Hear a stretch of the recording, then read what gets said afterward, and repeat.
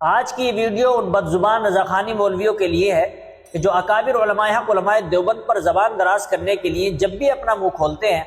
تو ہمیشہ گند ہی بکتے ہیں،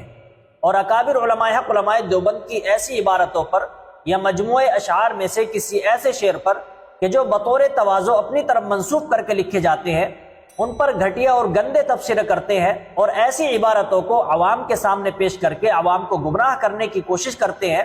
اور یہ بتاتے ہیں کہ دیکھیے اکابر علماء حق علماء دیوبند نے اپنے بارے میں کس طرح کے جملے اور الفاظ استعمال کیے۔ دیکھ رہے ہیں سامعین، ان کی اس حرکت کو بے غیرتی نہیں تو اور کیا کہا جائے کہ اس بدزبان نے خود اپنے محقق شہوت زنان، ماہر بازاری و فاحشہ عورت اشرف علی تھانوی کی گند اور اس کی شرمناک حقیقت کو منظر عام پر ہمارے رد باطل ری ایکشن یوٹیوب چینل کے ذریعے آتے ہوئے دیکھ کر اس کا ناکام دفاع کرتے ہوئے خود اسی بدزبان اور بدفہم راغب قاسمی پاخانی نے پہلے یہ ویڈیو بنائی، اور اس نے خود پہلے حدائق بخشش کے ایک مصرے پر اپنی بدفہمی اور جہالت کا اظہار کیا، جس پر اس پاخانی کو اس کے گھر کا آئینہ دکھانے کے لیے جب میں نے یہ ویڈیو اپنے چینل پر اپلوڈ کی تب اس پاخانی کو یاد آیا کہ ایسی باتیں جو شاعر اپنی شاعری میں اپنے متعلق کہتے ہیں وہ بطور تواضع کرتے ہیں اور کہتے ہیں، یا کتابوں میں بطور تواضع جو باتیں ہوتی ہیں ان پر اعتراض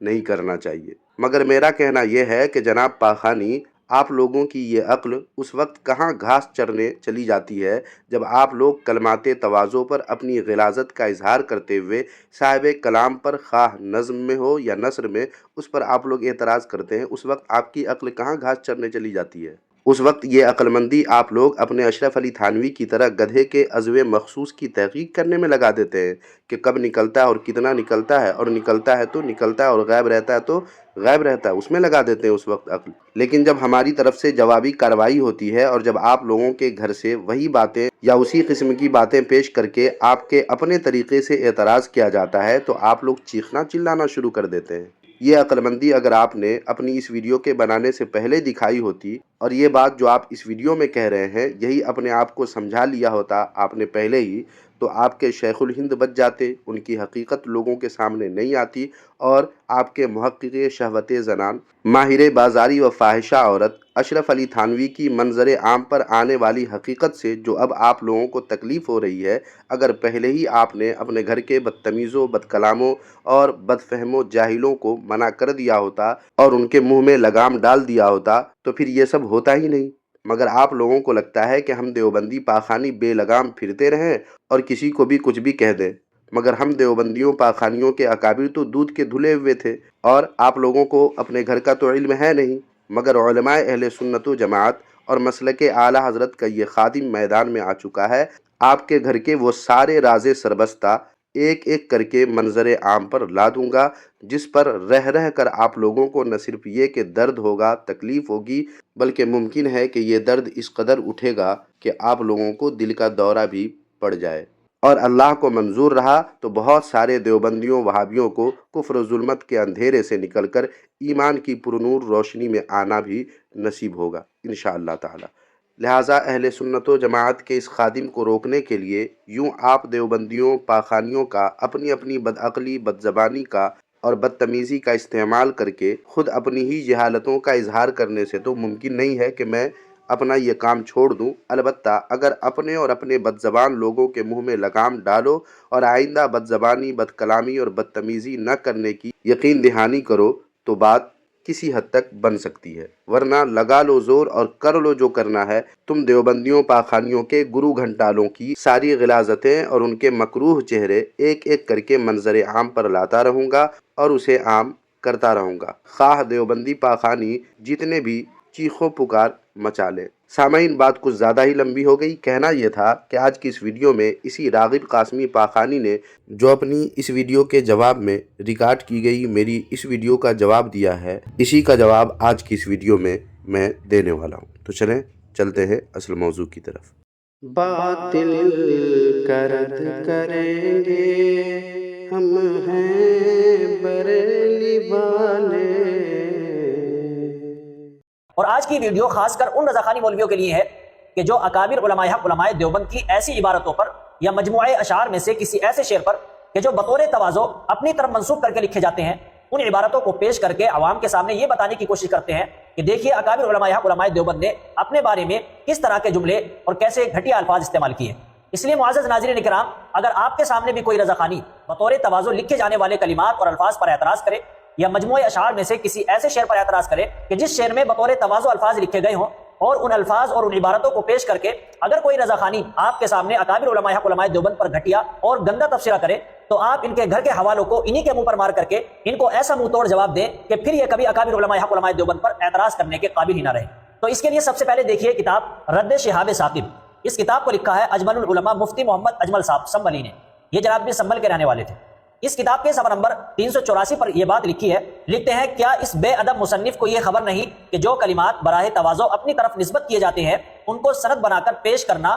یا ان سے استدلال کرنا کسی بے ادب و گستاخ یا دشمن کا کام ہوتا ہے۔ اب اگر یہ بطور تواضع لکھے گئے الفاظوں پر یا بطور تواضع لکھے گئے کسی شعر پر یا بطور تواضع لکھی گئی کسی ایسی عبارت کو پیش کر کے اس سے استدلال کر کے اس کو دلیل بنا کر کے اکابر علماء حق علماء دیوبند کے خلاف پیش کرے اور یہ کہے کہ دیکھیے اکابر علماء حق علماء دیوبند نے اپنے بارے میں اس طرح کے الفاظ نقل کیے ہیں، تو آپ اس کو یہ حوالہ دے کر کے اس کے منہ پر ایسا زوردار تماچا ماریں گے کہ کبھی وہ اس طرح کی عبارت یا اس طرح کے اشعار پر کبھی اعتراض کرنے کے قابل ہی نہ رہے گا۔ کیا لکھا ہے کہ اگر بطور تواضع براہ تواضع کچھ کلمات اگر ایسے لکھے گئے ہیں تو ان کو دلیل بنا کر کے پیش کرنا یہ کسی بے ادب و گستاخ اور دشمن کا ہی کام ہو سکتا ہے۔ ماشاءاللہ، اجمل العلماء حضرت علامہ مفتی اجمل صاحب سنبھلی رحمۃ اللہ علیہ نے جو لکھا ہے وہ بالکل درست ہے، مگر یہاں یعنی میرے خلاف ان کی کتاب کا یہ حوالہ اس لیے پاخانیوں کو مفید نہیں اور ہمارے لیے مضر نہیں کہ میں نے جو ویڈیو بنائی ہے وہ اس راغب قاسمی پاخانی کی اپنی حماقت کے جواب میں بطور آئینہ ہے،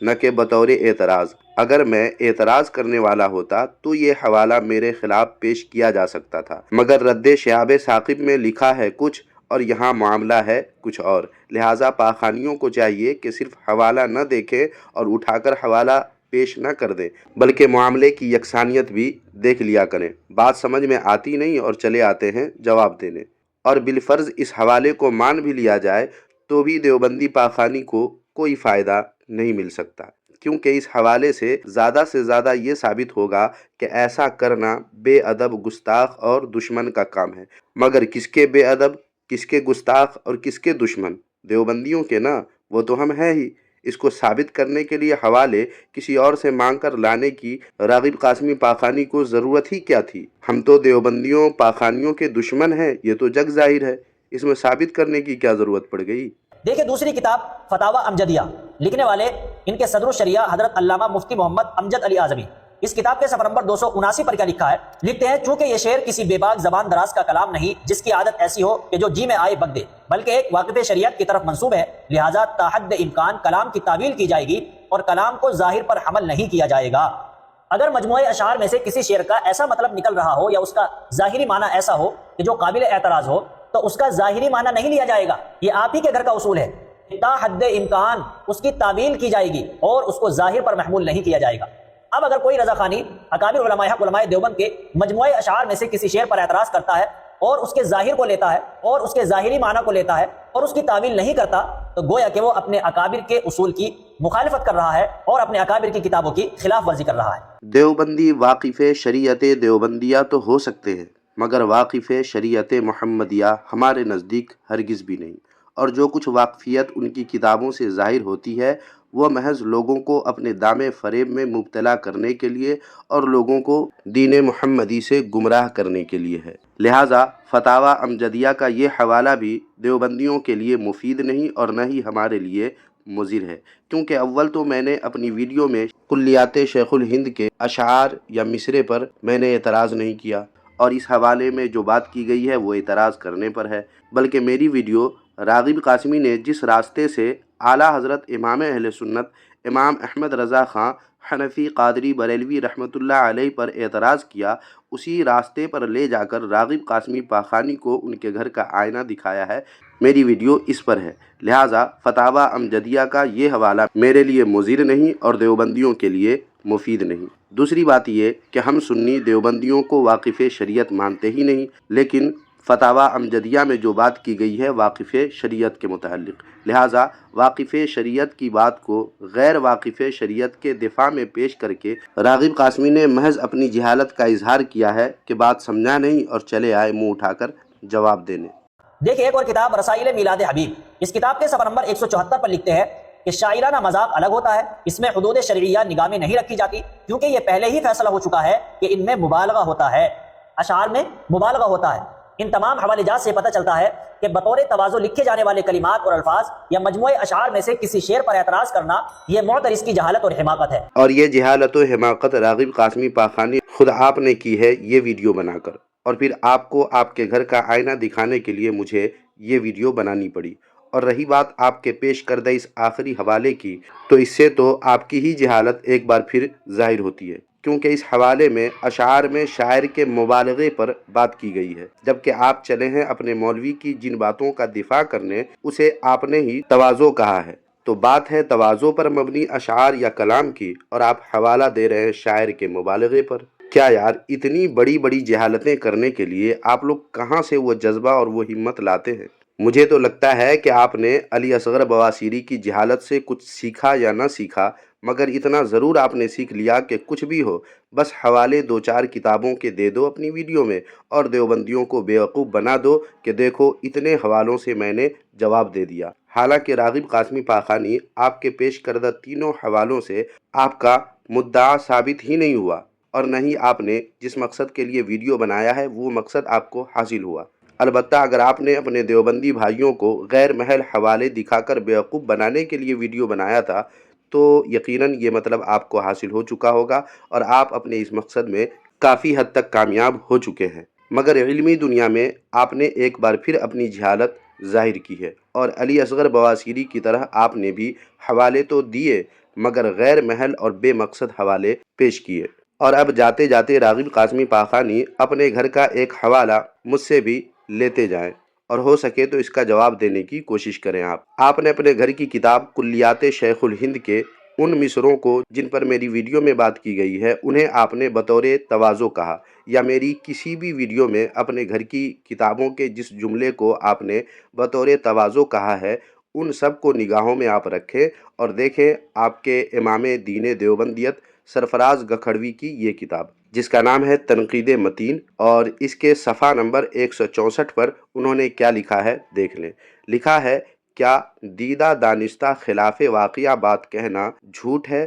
معاذ اللہ یا تواضع؟ راغب قاسمی پاخانی، یہ سوال آپ کے امام دین دیوبندیت کا ہے، اس کا جواب آپ ضرور دیجئے گا، وہ بھی اپنے گھر سے۔ تو دیکھتا ہوں کیا جواب لاتے ہیں آپ اس کا جو آپ کے امام نے کر دیا ہے کہ دیدہ دانستہ خلاف واقعہ بات کہنا جھوٹ ہے یا تواضع۔ تو سامعین و ناظرین، دیکھا آپ نے، اس طرح یہ لوگ کھیل کھیلتے ہیں، حوالے تو بہت دیتے ہیں مگر ان حوالوں کا معاملے سے کوئی تعلق ہوتا ہی نہیں ہے۔ بس آج کی اس ویڈیو میں اتنا ہی۔ مجھے امید ہے آج کی یہ ویڈیو بھی آپ کو کافی اچھی لگی ہوگی، لہٰذا آپ اپنی محبت کا اظہار کرتے ہوئے ویڈیو کو لازمی لائک کر دیں، اور ایک کمنٹ کر کے اس ویڈیو کو جتنا شیئر کر سکتے ہیں کر دیجئے، تاکہ لوگوں کو پتہ چلے کہ دیوبندی حوالے بھی دے تو حوالے میں یہ لوگ کیسے ڈنڈی مارتے ہیں اور کیسے مکاری کرتے ہیں۔ تو یہ ساری باتیں جب لوگوں کے ذہن میں رہیں گی تو انشاءاللہ تعالی وہ دیوبندیوں کے مکر و فریب میں نہیں آئیں گے۔ اس لیے ویڈیو کو زیادہ سے زیادہ شیئر کریں اس نیت کے ساتھ کہ دیوبندیوں کے مکر و فریب لوگوں تک پہنچے اور اس سے لوگ اچھی طرح واقف رہیں۔ اس لیے ویڈیو کو شیئر ضرور کر دیں۔ جزاک اللہ خیرہ۔